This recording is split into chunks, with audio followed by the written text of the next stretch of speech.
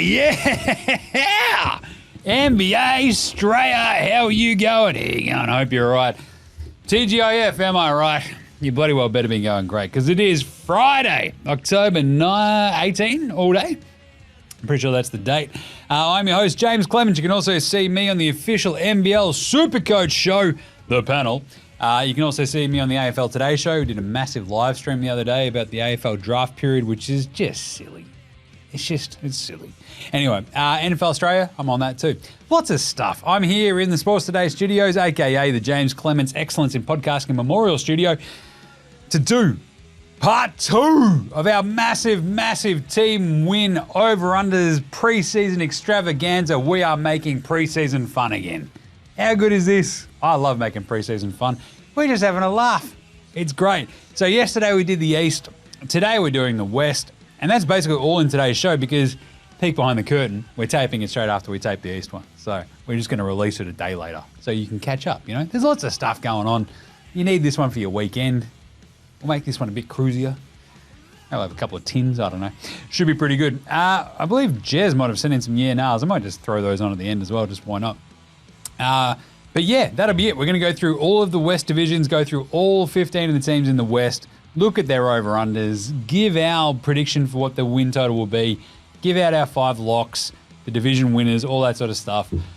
I'll tell you what, the West is a lot trickier than the East. So with that in mind, let's bloody well get into it. Episode 1136 of NBA Straya. There we go. Well, let's go!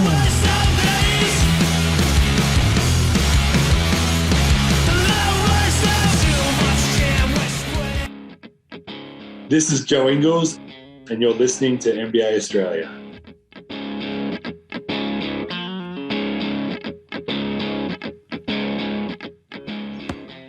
Watch out for the Shaq Attack. Well, you better, because not only is it Shaq-a-roni season, and what do you call himself, Mr. Four Rings, DraftKings, Shaq's out there predicting that the Milwaukee Bucks will win the NBA title. I don't know. It's not 2022 or 2023, so I don't know what he's really talking about there. Does he know how old and injured Chris Middleton? I didn't even say the phrase Chris Middleton in the Bucks preview. That's how just like, sure I am about him. Like, Dame and Giannis are going to be that good. That's fine. They need Middleton, and he's old as shit and always injured. A bit worried about that Bucks team at times, but there's so much sort of going on there. Who knows? Anyway, we're not talking about the Bucks today. We're talking about the West. That's right. John West knows best. Enough of the Leaston Conference. You like that one, Gerald? Leaston, because it's East, and that is the same word as least, basically. The West. So we talked about this at the start of the idea of where at the top of the East you had like 3 very, very strong teams. I eventually sort of broke down the idea. I'm just not entirely convinced about Philly's top-end ability throughout the regular season to smash their win total. I think they're a really good team, but I'm not convinced about their actual bona fides regular season win total stuff, right? The West, however, is a fucking shit show. Like, it is a dogfight. You want to knock down, drag them out, fucking cats, dogs running in the streets. It's all chaos. You have the Western Conference in the NBA in 2024-2025. It is going to be nuts to the point where I think I have my current 13th seed winning 30 games, which is a lot. And at the same time, I think last year we actually had a 13th seed win 31 games, but still. It just means it's really fucking hard to win a huge amount of games in the West, but it means we have a creamy middle of really fucking good teams. And the toughest thing I sort of had was passing out expectation about roster construction for like the likes of Denver, maybe Phoenix, Minnesota after the Karl Anthony Towns trade. You look at Memphis on the bounce back, you got New Orleans. Like, they're all just in the, like, basically, I've got one team at the very, very top of this Western Conference. Spoiler alert, get to that in a second. And then everybody else could fucking win 50 games apart from probably Portland, Utah, and San Antonio and the Clippers. Just saying. Everybody else could still win 50 games. So what you're sort of sitting there going is, right, here's my expectation. Here's what the roster is. What could they actually do? What is their strength of schedule? What does it all look like? And here we are with a pretty crazy split of over-unders. So to the point where we've actually got a couple more unders in this one than we did have the overs. So we'll see what happens in the washout, but it's going to be very, very interesting. Let's do it. The Western Conference, starting with the Southwest Division. Did you ever fly Southwest in the States, Jim? Yes, once or twice. It was fine. I felt like it's always weird. Oh, here we go, diverging already. Flying in the States is just, it sucks. Like, if you think it's fucking shit in Australia, it's think how shit some people who travel, and like you're traveling, whatever, you're like, these people fucking suck. Make those people Americans. You're like, this is fucking horrible. These are the worst people I've ever seen. Americans don't travel well.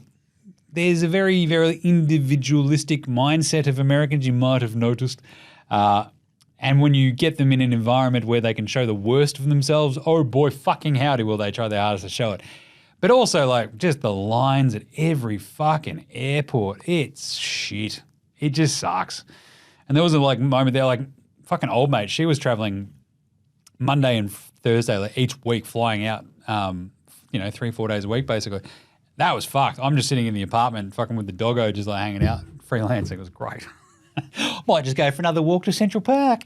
And she's like fucking punching dudes in the head. Anyway, Southwest is an airline in the States. That's where we started with that. They fly to Dallas. That's the team at the top of my Southwest division. Boom, you see how I tied that all together.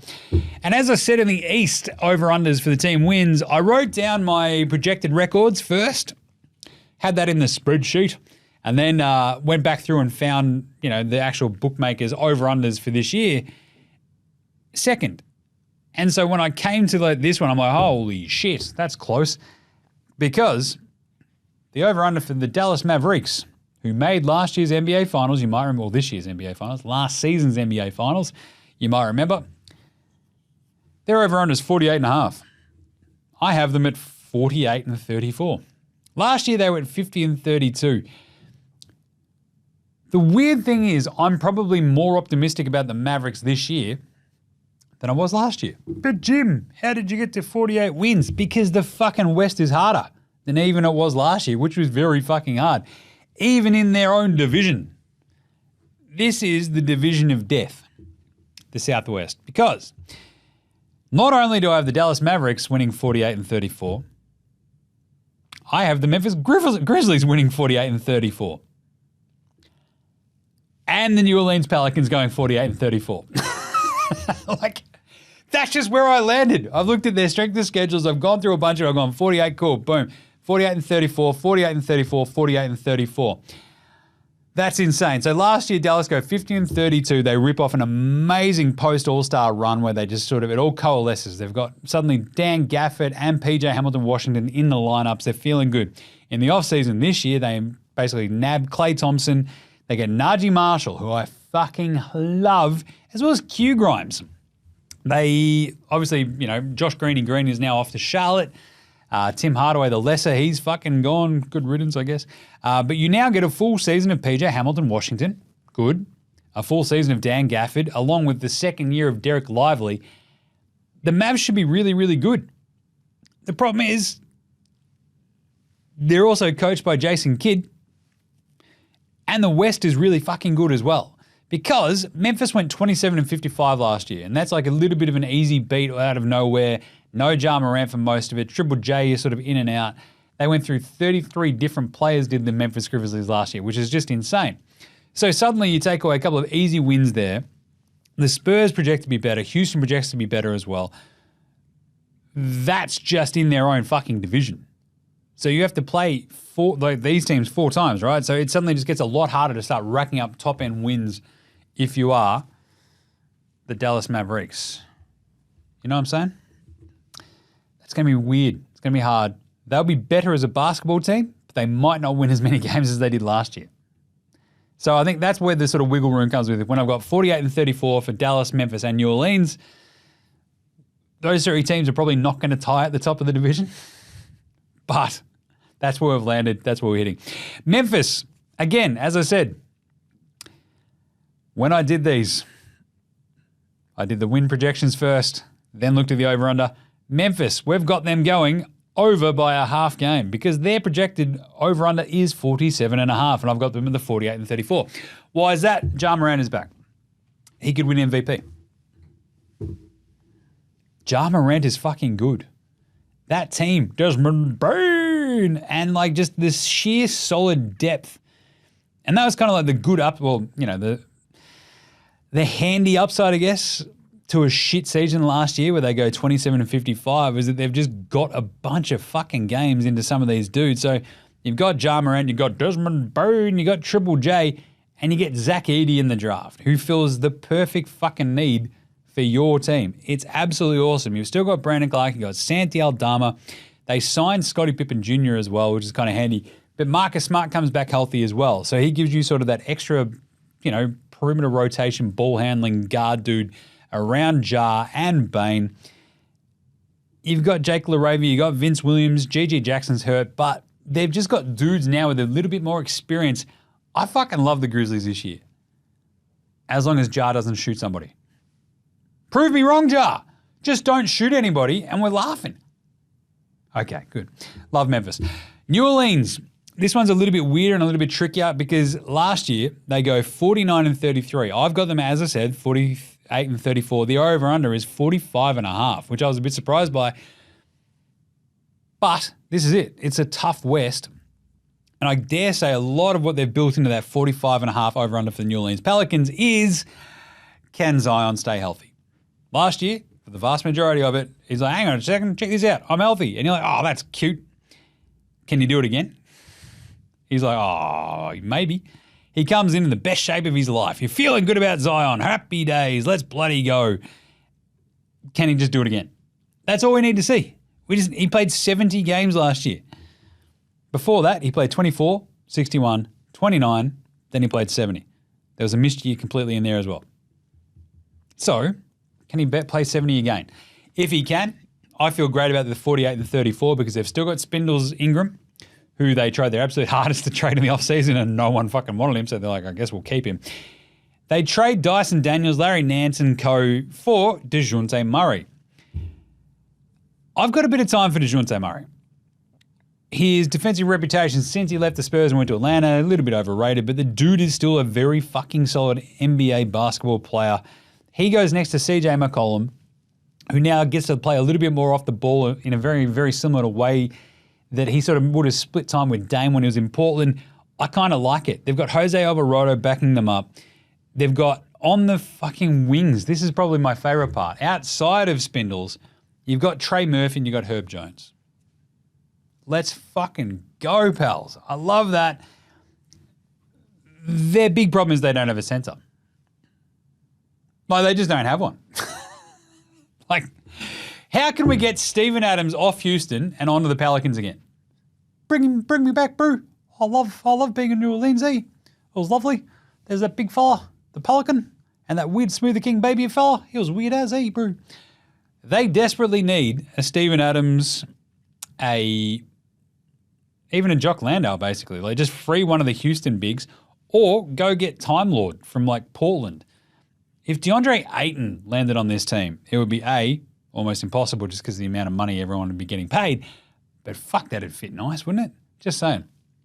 And especially with Donovan Clingan up there in Portland, maybe not Duop Reith, but look, if the Pels can pull, a Steven Adams or a Time Lord away from somebody, they are laughing. As long as Zion stays healthy, right? That's all it is. That's all it comes down to. Stay healthy, Zion. You are smashing it. Then we go to Houston, 44 and 38. I've got the map. That is, again, I've nailed this one. It's 43.5 is their over-under. So I've got them going over that by a half. Last year they went 41 and 41, I believe. This is a fascinating case, the Houston Rockets, because I love all the talent. The thing is, there's too much of it. Jim, what are you talking about? You can never have too much talent. Yes, you fucking can. Just look at me. Just too much of it. What are you talking about? Yeah, I don't know. This is an age-old adage that I came up with. Too many dudes. Talked about it for when it came to the AFL this year, and I'm just like, we're going over unders. If you've got too many dudes, you sometimes don't have enough dudes. You know what I'm saying? Does that make sense? No. You have a strange situation in Houston where you're basically batting 12 deep. I'm just mixing metaphors, but it's fine. Fred VanVleet, cool. Jalen Green, cool. Dylan Brooks, Jabari Smith Jr., Şengün.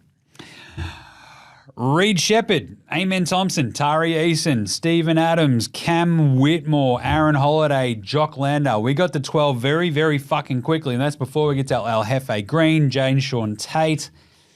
They have too many dudes. There is a lot of talent on that team, but they have too many dudes. And you know who's probably going to fucking hate it? Dylan Brooks. And he'll probably start a fight with a teammate, and it'll be pretty funny. Like, the craziest part is you've already got Jalen Green, you've got Dylan Brooks, you've got Fred VanVleet, and you've got Reed Shepherd right there, a.k.a. Meth Curry, just begging to be played.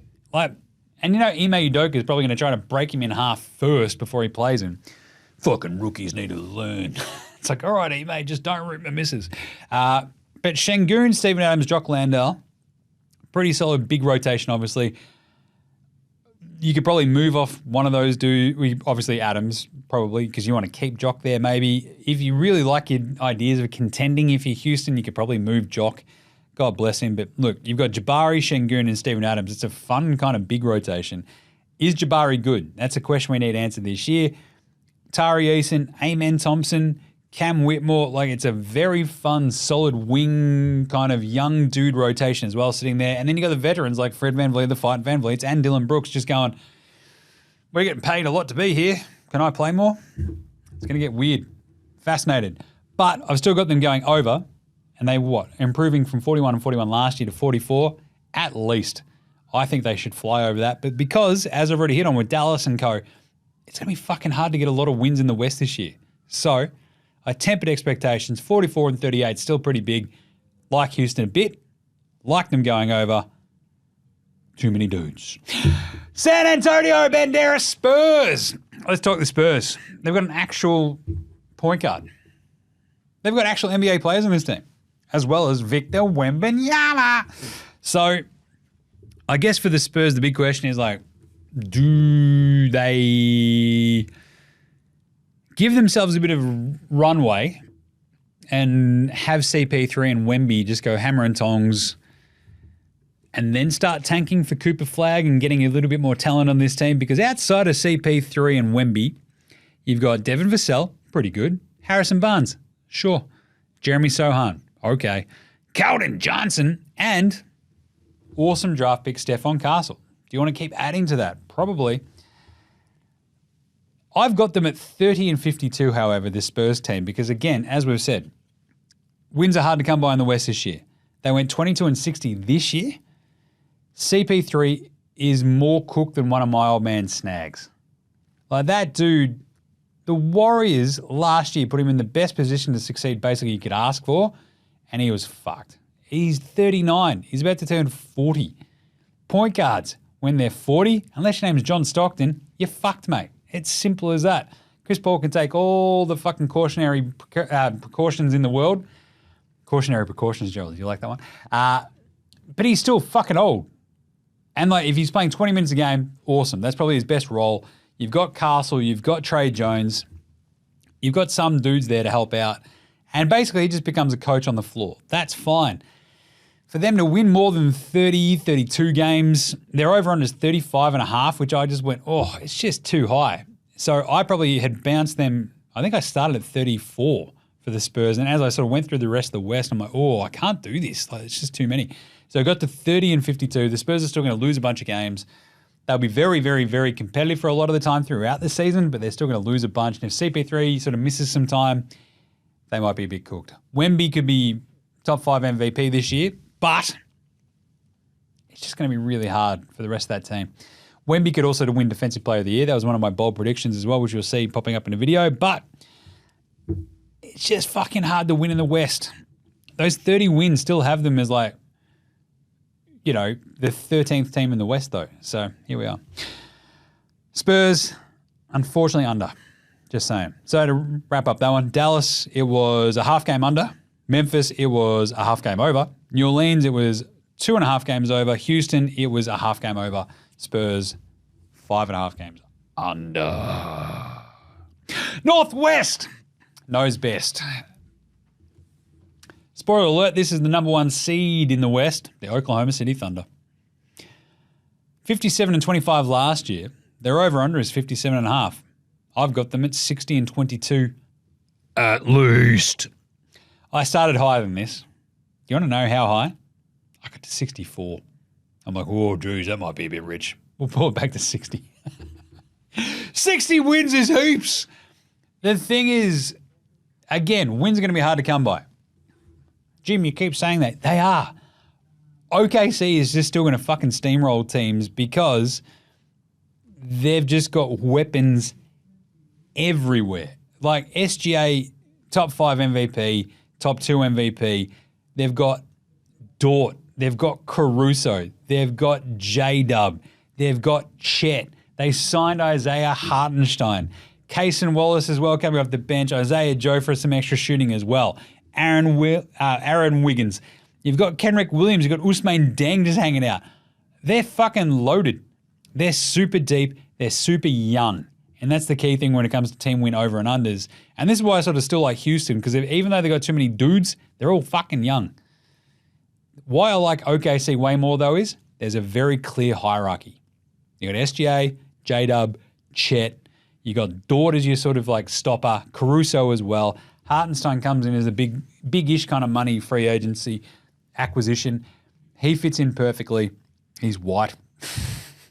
And just hopefully Alex Dukas makes his team. Just saying, the Aussie. But this team is loaded. They've got plenty of dudes. And as long as like Chet, SGA stay healthy, they're going to win a fuck ton of games. They're going to win 60 games. That is one of my locks. Let's bloody go. Minnesota is next at, last year they go 56-26.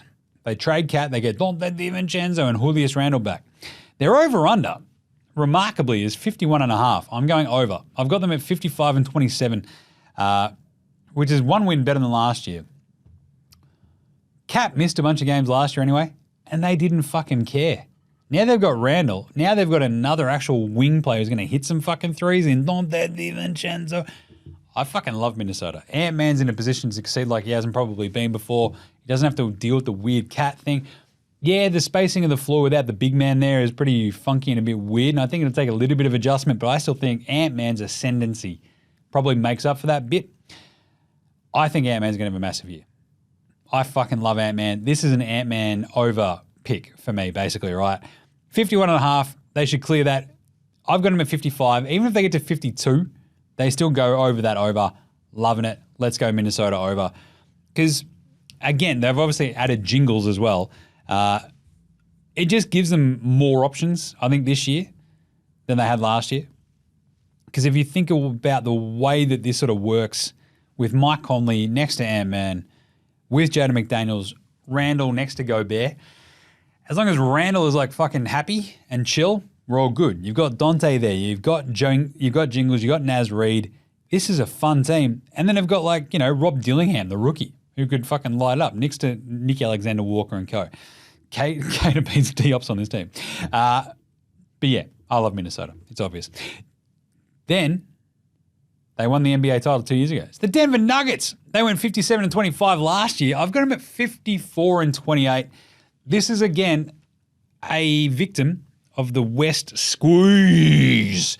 Just fucking squeeze them down.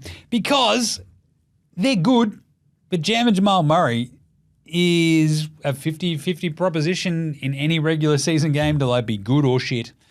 And I love me Jam and Jamal. I had him and Joker in the top 2 of the best 2 duos. Now you've got Rusty Westbrook. This could be good. It could be shit. Has it been in a bunch of the places since he's been? Basically since what? Houston and then Washington. He's been pretty fucking bad. The other one is, it's like Michael Porter Jr. just so much relies on him. You've got Aaron Gordon. You've got Joker. Outside of that, you've got young dudes. You've got Christian Brown. You got Julian Strother. Peyton Watson. They bring in Dario the homie Saric. Hey. They need to play the kids. And if they do, I don't mind the sort of, like the over-under is 49.5. So we're still going over. I believe in the Nuggets. I believe in Jokic. He's got no chance of winning a fourth MVP, I'm just saying. Unless they win like 58 games and they're like the 1 seed. But anyway, 54 and 28 feels fair, and that's just betting on Denver and Jokic making it work, right? And the young dudes coming along, and Michael Porter Jr. staying healthy, Jam and Jamal staying healthy. They're a 50-win team. So I've got them going over. Then you've got Utah and Portland, and these are the two probably the worst teams in the West, except for maybe one sneaky one that we'll get to in a second. But Utah, I've got at 26 and 56. That is slightly under their over-under of 27.5. They went 31 and 51 last year, put the Q in the rack down the stretch in a big, big, big way. Larry Markkinen, he can't be traded this year basically because of when they signed him to his extension. Keontae George, big jump, possibly incoming. Cody Williams, the rookie, love him. They've just got some good dudes, but I feel like, again, wins are hard to come by in the West this year. And your top-end talent, when it's like Lowry, Walker Kessler, John Collins, like it just gets a little bit too squirrely for me. So I'm just a little bit leery of Utah. I love me some Patty Mills. Don't get me wrong. But Patty, at this point of his career, he's not exactly there to basically be anything other than a cool dude that we love hanging out with. We fucking love you, Patty.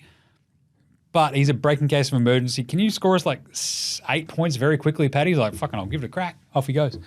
But you got Jordan Jeremy Clarkson, you got the sex man Colin Sexton, Lowry. It just feels like that's another bit of a plateau. We need to keep our pick and fucking draft well this year season from Utah. So they are slightly under the 27.5. Then finally, Portland, 22 and 60. People are really down on Portland. I think there's at least a bit of talent on this team. The problem is they've got fucking 87 two guards and 60 centers. So they might be a bit fucked. Just saying.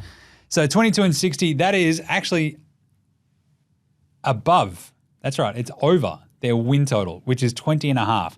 They went 21 and 61 last year.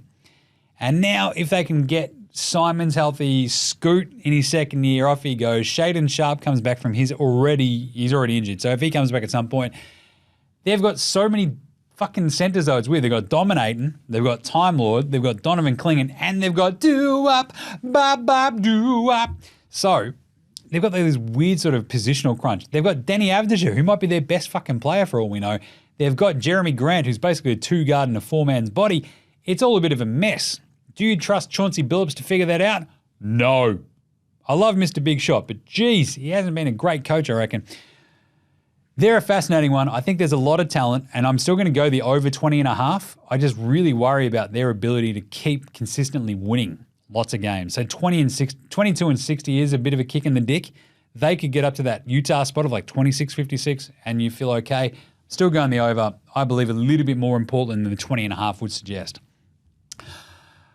Right, and finally, the team win over-unders for the Pacific Division. Oh, baby. I love the Pacific Division. This one has one of the biggest question marks for me. Phoenix. I've got them at number 1. 52 and 30. Their over-unders 47.5. Oh, boy. They went 49 and 33 last year. KD, Booker, and Brad Beal. The biggest things here are health and Coach Buds. Simple as that. If you believe in Buds, like putting in at least a half-decent defensive like system, KD stays healthy all year, you're okay. You can win 49 games like you did last year. If Brad Beal plays more than half his games, pretty good. If he plays more than 2/3 of his games, you're fucking laughing, right? Devin Booker. He's one of those sneaky sort of fringe MVP candidates as well who could go absolutely off. What is he in year 8? Like that could be massive for Devin Booker. We'll see what happens. But it's the other sort of ancillary dudes around them now that they've actually got a proper-ish kind of point guard. And I've said this before on like one of our shows here. Everybody loves the idea of Tyus Jones, and then he's starting for you, and you're like, he's fine. Like, it's like if you say Delon Wright, oh, I fucking love Delon Wright. It's like, do you? Do you really? He's fine. Like, Tyus Jones, though, is better than probably what they're rolling out there. So they're Tyus Jones, Devin Booker, Brad Beal, KD, and Nurk. If Nurk is healthy, sweet. They got Mason Plumlee. They've got Royce O'Neal. Grayson Allen shot the piss out of it last year as well. So there is now a little bit more depth because they also have Monty Morris as their backup point guard, which is the ideal spot for a Monty Morris. As long as they stay healthy, I believe in Coach Buds. We're going over 47.5. I've got them at 52-30. Watch out, Suns. KD's pretty fucking old though. Sacramento went 46-36 last year. It was a little bit of a down year after the year prior. I think we'll see much of the same. 46.5 is their over-under. I've got them going under. That is 44-38 for the Sacramento Kings. Even though they got DeMar DeRozan, they've got the Souvlaki King, Domantas Sabonis, De'Aaron Fox. I don't mind a bit of Keon Ellis. Kevin fucking Huerta, the Ginger Ninja. They're pretty solid. They're pretty fun.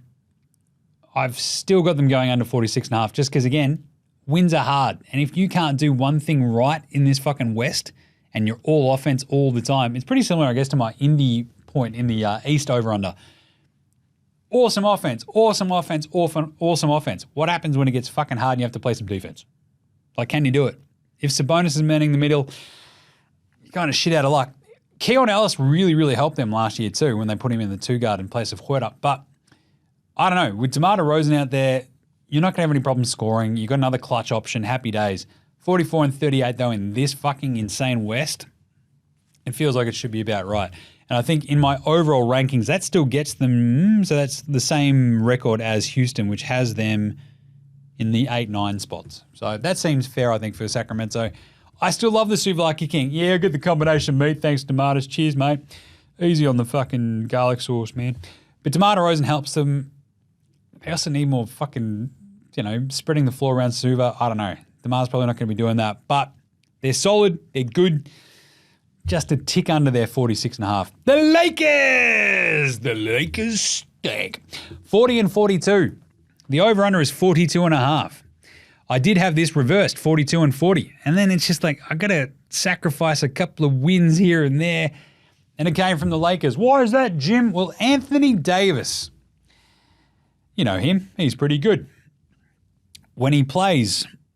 My favorite thing, though, was when they were posting out who's going to beat this team 4 times in a series. It's like, I don't know, the same teams that keep beating them each year. The Denver Nuggets. Anybody? It's the same fucking team. It's D'Lo. It's Austin Reeves. It's LeBron. It's Rui. And it's AD. AD just had like the healthiest fucking season of his life, basically. He played 76 games last year, and that was quite literally the most games he's ever played in a season before. Can he do it again? Like, the dude's 31. Like, is he going to be more durable? Maybe not. LeBron's 40. Like, he's got grey in his beard. It's fucking nuts. He's playing with his son. Way to bury the lead, Jim. Yeah, his son's on this fucking team. That's how old he is. He's old enough, he's had a root, and there's a kid, and the kid's now on his fucking NBA team. That's insane. Why is no one talking about this? Well, everyone's talking about it. That's the joke. But it is fucking nuts, right? Like, to have your kid on your NBA team is fucking insane.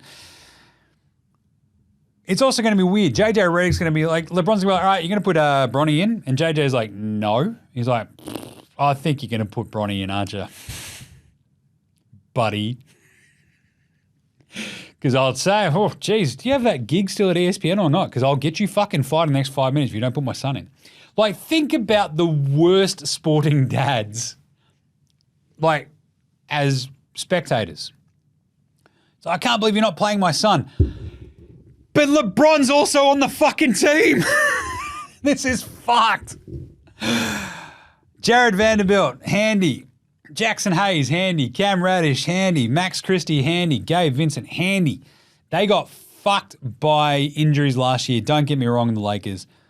But JJ Redick, first year, first time coach. LeBron with his son on the team. It's just going to be hard to get any sense of like consistency, I think, out of this Lakers team. They'll scrap and claw. They're between LeBron and AD, as long as they're healthy in the entire season like they were last year, when they went, don't forget, 47-35. I just feel like if you're banking on the health of two fairly oldish kind of dudes now, at some point, it's going to be a bit of a bump. It might be this year. So we're going under 42.5 for the Lakers. The Golden State Warriors and Stephen Curry, 36 and 46. This is well under their 42.5. Why is that, Jim? Again, wins are very hard to come by in the West, and the Warriors aren't just that good.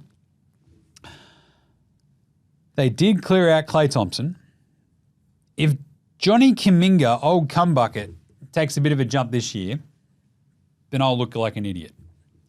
But Steph Curry and Draymond are still the backbone of your team here. And like you hear people go, oh, but they're deep. They've got pods and they've got Wiggins. It's like Wiggins was shit and Podziemski's fine. Like fucking settle down. They got Buddy Hield. Okay. He went absolutely fucking MIA for Philly last year. Gary Payton II, radical. Plays defense, doesn't do much else. I mean, he can dunk. He can shoot a little bit, but do a little bit more. They got slow-mo Kyle Anderson. Fucking radical. You got Trace Jackson-Davis and Kevin Looney, your backup bigs behind Draymond. And you know what happens when players get old and lose a little bit of the athleticism that made them elite? You know, they tend to have to like fall back on other skills. Draymond's shooting. How do you reckon that's going to go? What do you reckon is going to happen? Do you think people who lose their fucking cool and start punching Eastern European dudes get more chill with age? Or do they get more frustrated that their lack of athleticism and skills in the basketball court are degrading at a rapid pace? Do you think that'll make them angrier? Proper fucking Lee! Just saying. Jesus. Draymond, over on the games that he suspended this year, 12.5? 15. If he misses more than 10 games at any point this year due to basically anything, the Warriors are fucked. Why is that? Well, Kuminga's not quite there yet to sort of step in that place and play a small ball five. Steph is now really fucking old, and they don't have Klay, or at least prime Klay, just go, fuck it. Hey, Klay, can you score 38 tonight? And he's like, yeah, sure. I've also got a boat. It's like, okay, buddy. Draymond is 34. He'll turn 35 during the season. Steph Curry is already 36 and will turn 37 this season. I can't fucking just justify going over 42.5. We're going under 36 and 46. After going 46 and 36 last year, it's going to get tough. Unless Andrew Wiggins has a massive bounce back and Kuminga turns into a legit star, it's going to get ugly for the Warriors. Speaking of ugly, the Clippers! Hooray! 32 and 50, I've got them at. They're over under, actually. This blew my fucking mind. So I thought I was being, geez, Jim, you're going a bit fucking crazy here. 32 and 50 for the Clippers. And then I looked at their over under, it's 37.5. I'm like, fuck, I didn't go too crazy. It's only 5.5 off. So 51 and 31 last year.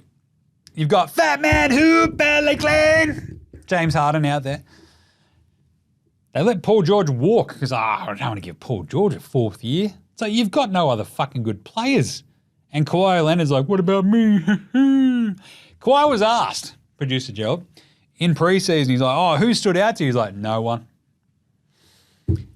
Those are his teammates. He's like, has anyone like impressed you? He's like, no. What a shit bloke. That's insane. Just make something up. Just say Zoobs has been fucking awesome. Try to gas up your fucking big old Eastern European center. You're going to need him. This team is fucked. Harden needs to basically find a time machine. Jump with Doc Brown. We mentioned him, last year? The start of this one. Jump in the DeLorean. Go back to fucking 2016 and you'd still be fucked. Because you have to get 2016 Kawhi as well. Instead, you've got 24 versions of both and they're just old and injury prone. And the Clippers are going to be fucked. They're opening a new arena. It's going to get weird. Because if you look at the talent on this Clippers team, and bless their cotton socks, they keep trying. The poor marketing department for the Clippers is like, hey, check out this fucking lineup. It's like old shit, shit. You're like, Clippers are fucked. So I love Zoobs. Zoobs is great. Not if he's like your fucking absolute do everything kind of center. I guess the upside for the Clippers is basically going, well, Harden and Zoobs had some great pick and roll chemistry last year. It's like, yeah. And then Harden just went fucking off his head. Norm Powell, solid. Terrence Mann, solid. Kawhi, already dealing with a knee injury. And this could be the one where it's like Kawhi just misses a bunch of time. They're fucked. They completely bottom out. And they're surrendering their first round pick to the Oklahoma City Thunder. Remember that pick swap for Paul George, SGA, that deal? The Clippers giving up the number one pick would be the most Clipper shit again because they did that in the Kyrie deal, Baron Davis. So the Kyrie draft, that was the Baron Davis deal. Cleveland get the number one pick because of the Baron Davis deal between Cleveland and the Clippers. The Clippers like, fuck it. What are you going to do? Get the number one pick? Boom, they did. There's like Bones Highland, Chris Dunn, Derek Jones Jr., Mo Bamba. This team is fucked. I'm all out on the Clippers. 32 and 50 is kind of hedging my bets that Kawhi plays enough and then maybe Harden sort of gets them there. I wanted to go pretty hardcore and go 22. Would not surprise me. Either way, we're going under 37.5. I hate this team. So what are my 5 locks for the West? OKC. Over. Because that is 57.5. I think they cruise past that. They've won 57 games last year. They've got a Caruso. They've got a better fucking bench. They're awesome. Minnesota is a lock as well, over 51.5. This is an Ant-Man lock. We're going Ant-Man specific. I don't want to lock Phoenix at 47.5, even though I think they'll go 52. It's just too volatile with the injuries and stuff like that. I will, however, lock in the under of the Golden State Warriors. I just do not like this team at 42.5. I'm going to also lock in the under for the Spurs. I don't want to, but it's at 35.5, and I just think it's going to be really fucking hard. Even if Wemby is like the best player in the league for them to win, they have to win 36 games to go over? Well, maybe that's not a lock. If he is the best player in the fucking league, which I just don't know if he's going to go to number one though. So they could top out at 35 and I'm still a winner there. And the other one, the final lock, it's Memphis. It's been Memphis from fucking ages ago. Like, I fucking love this Memphis team. The problem is their lock is basically exactly where I had them at 48 and 34. But as I said at the top, like Dallas, Memphis, New Orleans, all interchangeable with me for about 3 wins either side. And I'd say that Memphis is 3 wins above that. So the division winners at the moment, as I sort of said, these are actually, things you can actually bet on.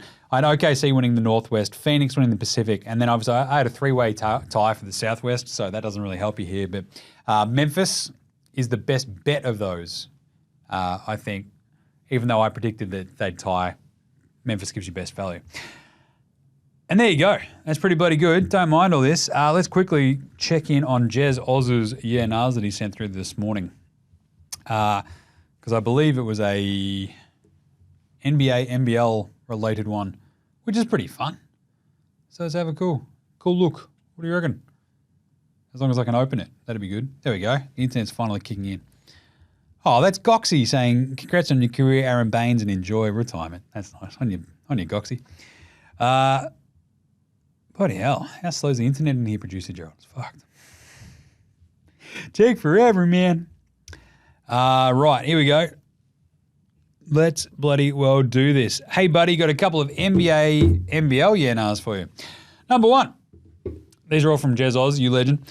Rocco Zakarsky should wait another year before declaring for the NBA draft. Yeah, nah, yeah. He looks so raw. So it wouldn't surprise me if he just plays out one more year.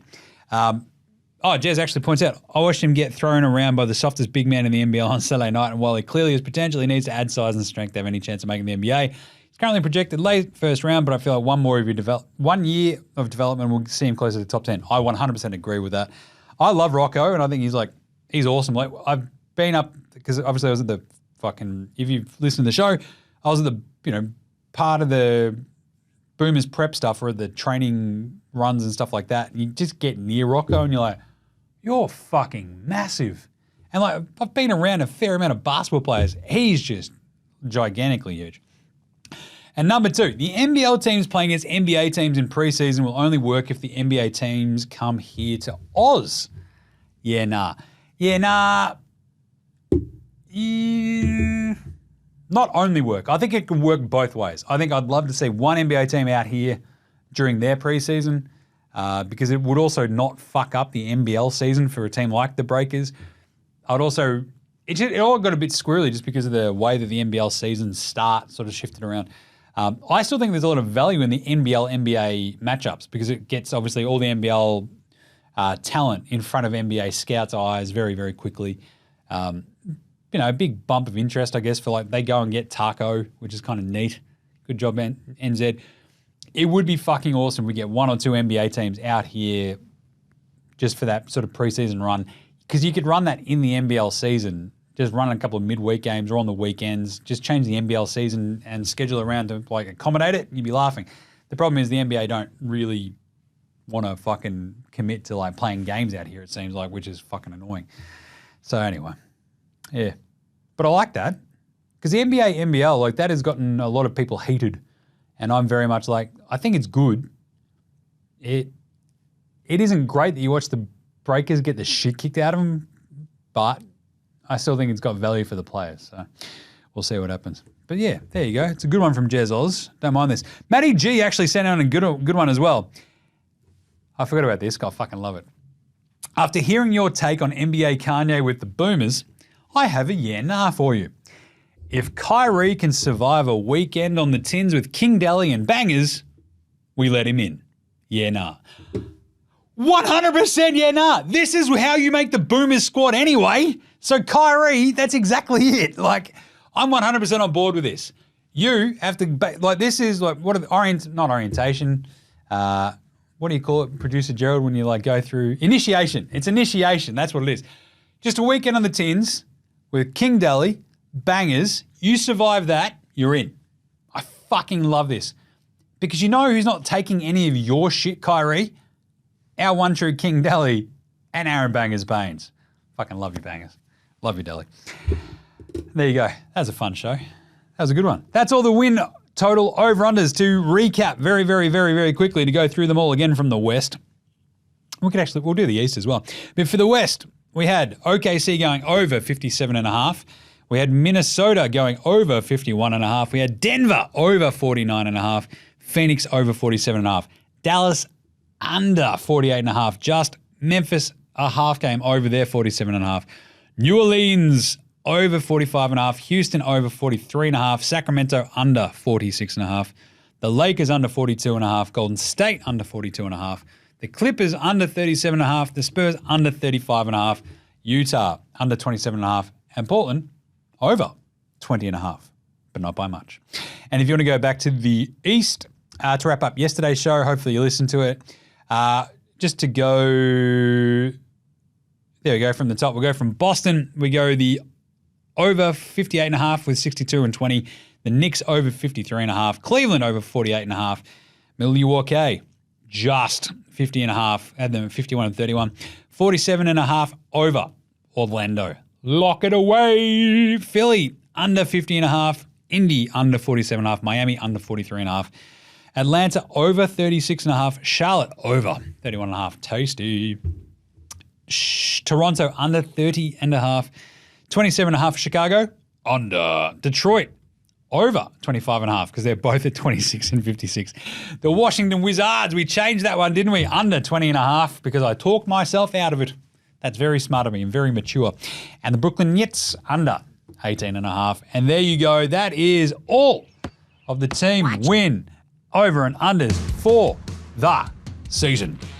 Set up perfectly for you. Hopefully you enjoyed that. I certainly did. I'm all talked out. It's been a long time of talking, I'll tell you. But hopefully you enjoyed that. Now make sure we'll be back at the start of next week. I think there's a lot going on next week because the games are back. We'll be doing our awards predictions. We'll be doing the title predictions, all that sort of stuff. We'll throw in a couple of other fun wonky ones in there for you as well. So we'll go through all the major awards and then a couple of other fun awards that we'll do. Basically, but if you think about it, your points scorer, your assist leader, your blocks leader, all that sort of shit as well. We'll cover all of that next week to keep making preseason fun. I could not be more excited for this NBA season. Unless maybe Aaron Bangers Baines came on the show. Just saying, Bangers, join your mate Jim. Can't believe I'm seeing two Jimmys. Otherwise, that's it. Good week. Hope you had a great week. We'll be back next week for all those award stuff. Set you up for the start of the season, which is next week. But in the meantime, get around NBA Straya on Twitter, Facey IG. Get around us on YouTube as well. Jump in the comments. Any nahs you want to throw at me, just jump them in there. Jump in the DMs. Go fucking nuts. We've got plenty of questions coming up this season, so fucking send them through. Get around NFL Australia as well. Me and Gaz crushing it at the moment. Week 7 coming up. Big weekend in the NFL. Check us a rating review on your Apple Podcast, your Spotify, on YouTube. As I've said before, if you click on the little bell and you're subscribed, you'll get a notification every time a new show pops up from NBA Australia. That's pretty good, isn't it? Yeah, not bad, Jim. Not bad, I'll tell you. But also, always a big thanks to From Ozzo for the intro and outro song. There you go. Check out the new band House Hats, as well as Joshua Delarendis, Fascinated, Goldmines, Ramshackle Army, Iowa, Sex Jedi, Green, and Dozers. They're behind all the tunes you hear throughout the show. Smash them on Bandcamp, Triple Down and Earth, Facey, Apple Music, Spotify. Remember, NBA Australia supports Australian bands, so should you. And we're going to close out today's show with another Cooking with Baynesy, just in tribute to the big man, which will be pretty fun. Go buy some merch as well if you want. Just click through on the socials. That'll take you to the shop. Load up. I've got one of the coffee mugs right there. Got the stickers. Or got a hoodie. I'm wearing one of the t-shirts. Look at this. Love that shit. All right, we will catch you next week, you dickheads, for the start of the NBA season. We've still got a bit more preseason stuff to, ease our way into it. We've got fantasy talk next week as well. It's going to be all going on. All right, until then, look after yourselves, you dickheads. This is NBA Australia saying, Letters and now.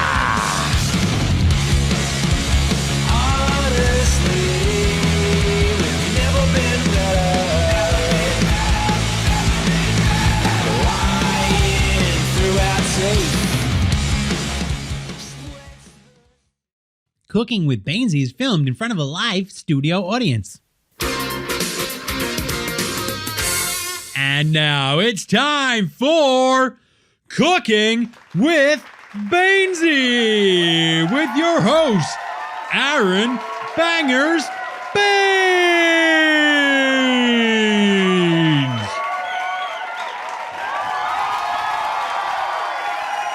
Oh, yeah. All right, g'day. Oh, g'day. Oh, look at yourself. Yes, g'day, Cheryl. I always see you down the front. Yeah. All right. Oh, come on, settle down. Thanks very much. Yes, welcome to Cooking with Baynesy. I'm your host, Aaron Bangers Baines.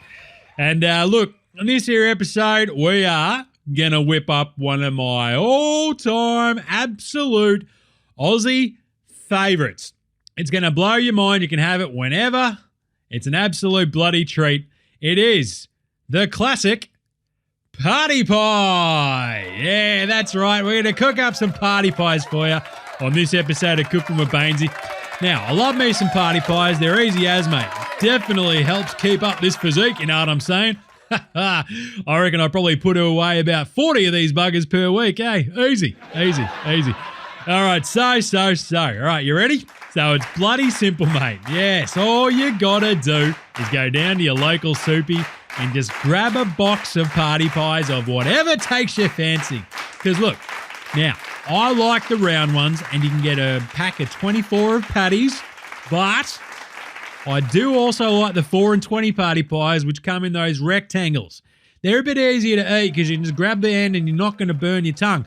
So whatever you prefer, just don't fuck around with the party packs. The sausage rolls are absolutely bloody rubbish. So, now, it's bloody simple.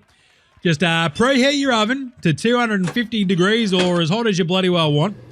Dump all 24 of your party pies. Don't screw around and only do 12 or half of them or whatever.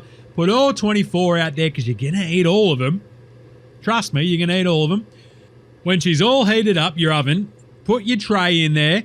Just, I don't know, look at the back of the package. See that it says 30 minutes. Now, go crack a tin. Sit back. Hang out. Once they're done, grab them out. Load them up with a bit of tomato sauce. And Bob's your bloody uncle. That is awesome, isn't it? Just look at it now. Look. This is very important. Give them a second to cool down. You probably have to only bite like the edge of one of them to open it up just to see how hot it is.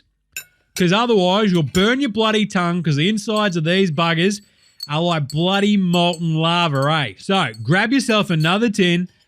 Wait for them to cool down just a little bit so they're not bloody molten lava. Then get your bloody munch on. Oh, there you go. Look at this one. That's an absolute bloody ripper. The best bit is, these are as good as anything for any occasion. You got mates coming around, party pies. Missus with some of her mates, party pies. Kid's birthday, Party pies. Getting home shit-faced after a night out on the Terps? Party pies. Easy. They're just bloody delicious, mate. All right, look, I'm just going to munch in this, and I'll probably cook up enough of them for all of you. Look at this. Here we go. Oh, how easy is that? Love it. All right, so get into the party pies, and that's it for this week. How easy. All right, tune in next week for a new recipe, and we'll see you then on the next episode of Cooking with Baynesy.